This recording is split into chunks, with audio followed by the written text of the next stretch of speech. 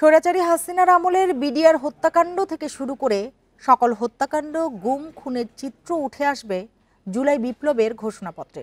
এই ঘোষণাপত্র অনুযায়ী দেশ পরিচালনার দাবি তুলবে বৈষম্য বিরোধী ছাত্র আন্দোলনের নেতারা। রাজনৈতিক বিশেষজ্ঞরা বলছেন, এই ঘোষণাপত্র নিয়ে ফ্যাসিস্ট বিরোধী সব দলের মধ্যে ঐক্যমত্য থাকতে হবে।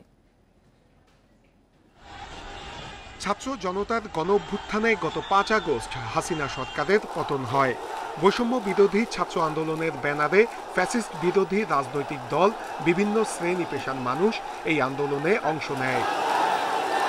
মঙ্গলবার বিকেল ৩টায় কেন্দ্রীয় শহীদ মিনারে জুলাই বিপ্লবের ঘোষণাপত্র প্রকাশ করতে যাচ্ছে বৈষম্য বিরোধী ছাত্র আন্দোলনের নেতারা।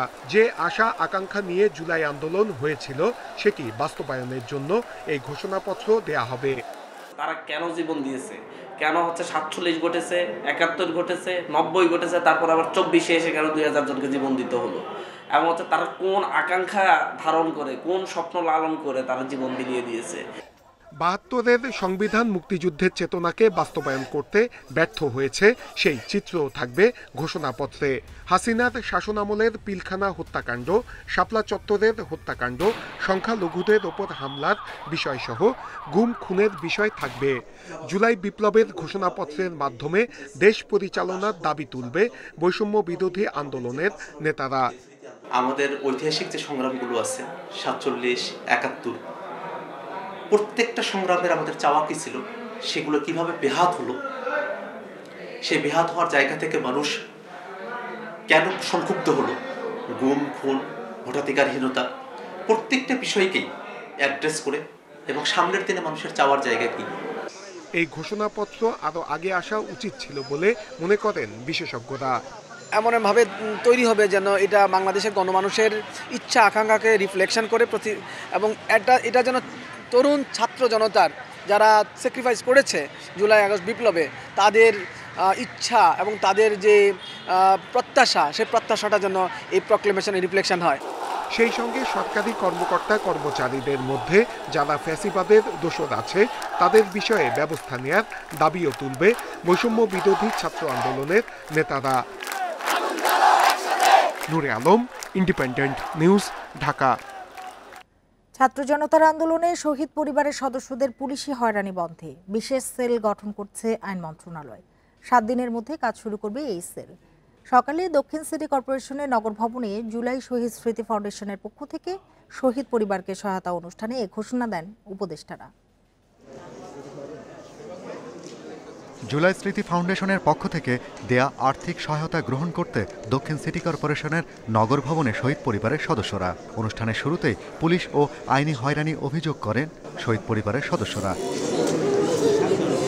গণহত্যাকারীদের বিচার করা সরকারের সবচেয়ে গুরুত্বপূর্ণ কাজ বলে মন্তব্য করেন বৈষম্য বিরোধী নেতারা। বলেন, বিচার না হলে সরকার ও ছাত্ররা ব্যর্থ হবে। কিন্তু এটাই অন্তর্বর্তীকালীন সরকারের সবচেয়ে বড় দায়বদ্ধতা। এই একটা জায়গায় যদি আমরা সফল না হই, দৃশ্যমান বিচার আমরা না দেখতে পাই, বাংলাদেশের ইতিহাসে এই ২৪-এর অভ্যুত্থানে সবচেয়ে বড় সীমাবদ্ধতা হয়ে থাকবে এটি, এবং এর দায় আমরা কোনোদিন কেউ উপেক্ষা করতে পারবো না। জুলাই গণহত্যা বিচারে সরকার সবচেয়ে বেশি গুরুত্ব দিচ্ছে বলে উল্লেখ করে উপদেষ্টারা জানান, এদেশেই শেখ হাসিনার বিচার হবে। হত্যাকারী খুনি হাসিনা এবং তার পুলিশ বাহিনী এবং যারা এটার সাথে জড়িত ছিল প্রত্যেকের বিচার করা, এই বিচার হতেই হবে বাংলাদেশের মাটিতে। উপায় হবে বিচার, আরেকটা বড় উপায় হবে এই দেশটা যদি সত্যিকার অর্থে যে জন্য আপনাদের পরিবারের শহীদেরা প্রাণ দিয়েছেন সেই লক্ষ্যে আমরা নিয়ে যাওয়ার অন্তত যাত্রাটুকুন শুরু করতে পারি। আইন উপদেষ্টা জানান, ফয়দা হাসিলের জন্য একটি পক্ষ যাকে তাকে আসামি করে মামলা করছে, এতে বিচার প্রক্রিয়া বিতর্কিত হচ্ছে। বিচারের প্রত্যাশা এটা কিন্তু ব্যবসা হয়েছে আমাদের সমাজে, এদেরকে আমরা চিহ্নিত করব, অবশ্যই তাদেরকে জবাবদিহিতার আওতায় আনতে হবে। প্রথমে আমাদের শুদ্ধভাবে মামলা করতে হবে। আমাদের আইন মন্ত্রণালয়ের পক্ষ থেকে যে লিগালি একটা সেল করে দিব, এটাও তোমাদেরকে আমি কথা দিচ্ছি ৭ দিনের মধ্যে করে দেব। পরে ৭৭ জন শহীদ পরিবারকে আর্থিক সহায়তার চেক তুলে দেন উপদেষ্টারা। Shahriar Anirban, independent news, Dhaka. ঢাকা বিশ্ববিদ্যালয়ের ছাত্র শিক্ষক কেন্দ্রের পাশে মেট্রো রেলের পিলারে শেখ হাসিনার গ্রাফিতি মুছে ফেলার পর সেখানে নতুন করে আঁকা হলো গ্রাফিতি। এরপর চলে জুতা নিক্ষেপ কর্মসূচি। দুপুরে শিক্ষার্থী ও বিভিন্ন শ্রেণী পেশার মানুষ এ কর্মসূচি পালন করেন। ছিলেন ঢাকা বিশ্ববিদ্যালয়ের বিভিন্ন সংগঠনের নেতাকর্মীরা। এ সময় ঘৃণা স্তম্ভ থেকে শেখ হাসিনার আগের গ্রাফিতি মোছার নির্দেশ দেয় বিশ্ববিদ্যালয়ের প্রক্টরের পদত্যাগের দাবি জানান শিক্ষার্থীরা। বলেন, শেখ হাসিনা একজন খুনি, তাকে দ্রুত দেশে এনে বিচার নিশ্চিত করতে হবে। সাবেক সরকার প্রধানের অত্যাচার নিপীড়নের প্রতিবাদ জানানোর পাশাপাশি ভবিষ্যতে কেউ যেন স্বৈরাচার হয়ে না ওঠে সেই বার্তাও দেওয়া হয় এই কর্মসূচির মাধ্যমে। শেখ হাসিনার আমলে তো অবশ্যই আওয়ামী লীগের লোকজন এটা আসছে, ছাত্রলীগের যারা তাদের এক মাসে মুজিববাদ করতে, এক মাসে শেখ হাসিনাবাদ তারা করেছে। এই শেখ হাসিনার এই ছবিতে জোতা মারতে এসেছি এবং জোতা, ঝাড়ু এবং থুতু নিক্ষেপ করেছি আমরা, যে গ্যারাপিস্টে এবং পচা ডিম মারা হয়েছে। মতপার্থক্য থাকলেও দেশের ক্ষতি যেন না হয় সে বিষয়ে সবাইকে সতর্ক থাকার আহ্বান জানিয়েছেন বিএনপির ভারপ্রাপ্ত চেয়ারম্যান তারেক রহমান। তিনি বলেন, দেশকে দ্রুত নির্বাচন প্রক্রিয়ার মধ্যে ফিরিয়ে আনতে হবে। বিকেলে নীলফামারীতে এক অনুষ্ঠানে ভার্চুয়ালি যুক্ত হয়ে তিনি এসব কথা বলেন। 2014 সালে র্যাবের ক্রসফায়ারে নিহত স্থানীয় বিএনপি নেতা গোলাম রাব্বানীর পরিবারের সঙ্গে পরিবারের জন্য তৈরি বাড়ির চাবি হস্তান্তর উপলক্ষে অনুষ্ঠানের আয়োজন করে আমরা বিএনপি পরিবার। অনুষ্ঠানে লন্ডন থেকে যোগ দেন তারেক রহমান। আরও বলেন, বিএনপি আগামীতে ক্ষমতায় গেলে বাংলাদেশকে নিরাপদ আদর্শ রাষ্ট্র হিসেবে গড়ে তোলার চেষ্টা করবে। বিভিন্ন বিষয়ে রাজনৈতিক দলগুলোর মধ্যে মতপার্থক্যের কথা উল্লেখ করে তিনি বলেন, মতের মিল না থাকলেও দেশ ক্ষতিগ্রস্ত হয় এমন কিছু করা যাবে না। দেশকে এগিয়ে নিতে হলে গণতন্ত্র ফিরিয়ে আনা এবং নির্বাচন প্রক্রিয়া অব্যাহত রাখা জরুরি বলেও মন্তব্য করেন তারেক রহমান।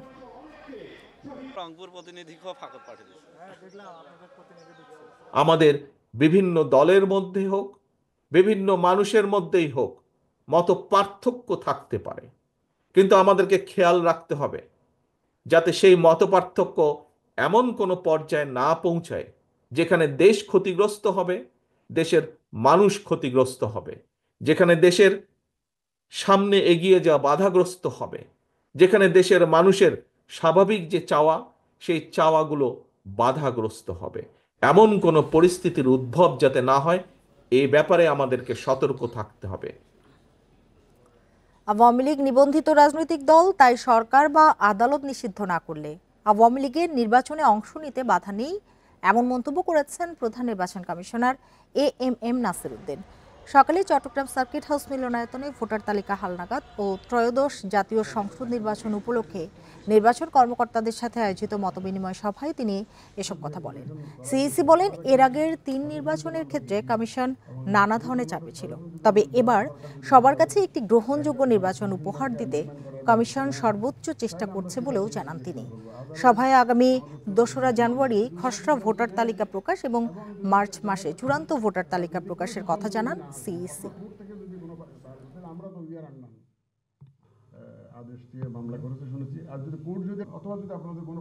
আমরা তো আর বাদ দিতে পারবো না। সরকার এটা বিধান যেটা আছে আইনের, সরকার যদি নিষিদ্ধ ঘোষণা করে তাহলে তার করে রেজিস্ট্রেশন দেওয়া যায় না, সেটা একটা আছে। আর কোর্ট যদি বলে সেটা আছে। এটা রাজনৈতিক সিদ্ধান্ত অথবা কোর্টের সিদ্ধান্ত, এই দুইটার একটা হতে হবে এবং যেটার ভিত্তিতে হবে আমরা ব্যবস্থা নিব। রাষ্ট্রীয় অতিথি ভবনের বাইরে রাত 9:15টায় জরুরি সংবাদ সম্মেলন ডেকেছে অন্তর্বর্তী সরকারের প্রধান উপদেষ্টার প্রেস উইং। আমরা সরাসরি চলে যাচ্ছি সেখানে। এতে জুলাই গণ অভ্যুত্থানের পরিপ্রেক্ষিত, ঐক্যের ভিত্তি ও জনগণের অভিপ্রায় ব্যক্ত হবে। আমরা আশা করছি সকলের অংশগ্রহণের মাধ্যমে কিছুদিনের মধ্যে সর্বসম্মতিক্রমে এ ঘোষণাপত্র প্রস্তুত করা হবে এবং জাতির সামনে উপস্থাপন করা হবে। Thank you. আমরা টেক্সটটা দিয়ে দিব।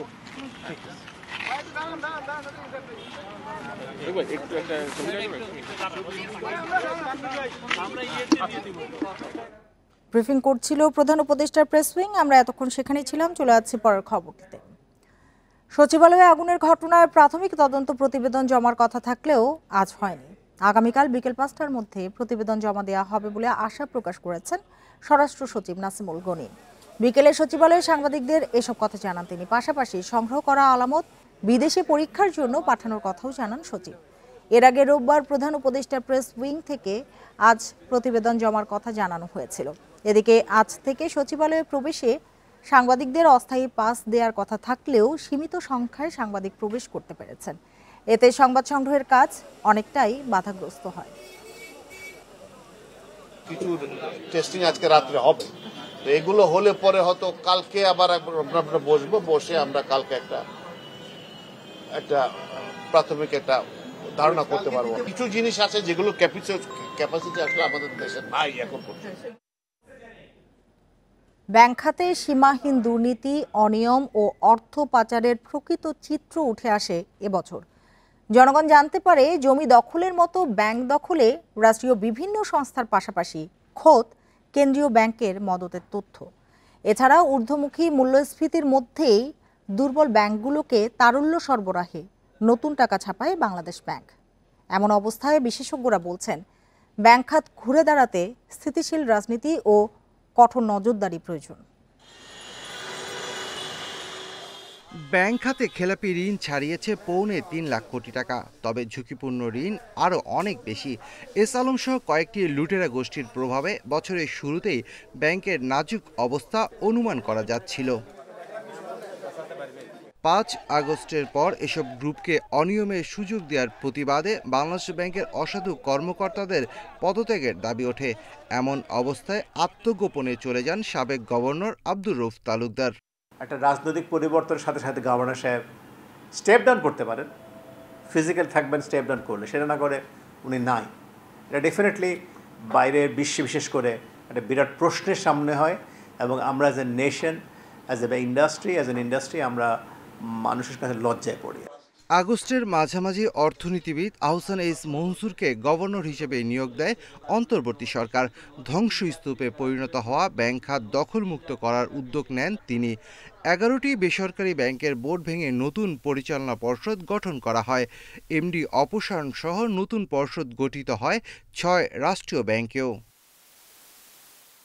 নতুন গভর্নর জানান 15 বছরে দুর্নীতি, অনিয়ম, লুটপাট ও অর্থ পাচারে দুর্বল হয়েছে ডজন খানেক ব্যাংক। কেন্দ্রীয় ব্যাংকের এমন তথ্যের পর ওই ব্যাংকগুলোতে নগদ টাকা উত্তোলনের চাপ বাড়ে। এমন পরিস্থিতিতে তারল্য সংকটে পড়া 6 ব্যাংকে 22,500 কোটি টাকা ছাপিয়ে দিতে বাধ্য হয় বাংলাদেশ ব্যাংক। একটা তো ভালো দিক যে টাকা দিয়ে আপাতত ব্যাংকরাপ্টসি থেকে ব্যাংকগুলোকে রক্ষা করলো, কারণ ব্যাংকগুলো যদি একটার পর একটা ব্যাংকরাপ্ট হয়ে যেত তাহলে একটা ডমিনো এফেক্ট হতো এবং পুরো কনফিডেন্স ব্যাংকিং সেক্টরে শ্যাকলড হয়ে যেত, তখন আরও ভয়ঙ্কর বিপদ নেমে আসতো। বছরের শেষ দিকে ডলারের বাজার আবারও অস্থির হয়ে ওঠে। অনিয়মের অভিযোগ ওঠে বেশ কিছু ব্যাংকের বিরুদ্ধে। এদিকে ব্যাংক খাত সংস্কার ও পাচারের অর্থ ফিরিয়ে আনতে টাস্কফোর্স গঠন করা হলেও ধীরগতিতে সংস্কার হচ্ছে বলে মনে করেন বিশ্লেষকরা। Shafil Alam Sujan, independent news, Dhaka. আর এতক্ষণ সাথে থাকার জন্য ধন্যবাদ সবাইকে।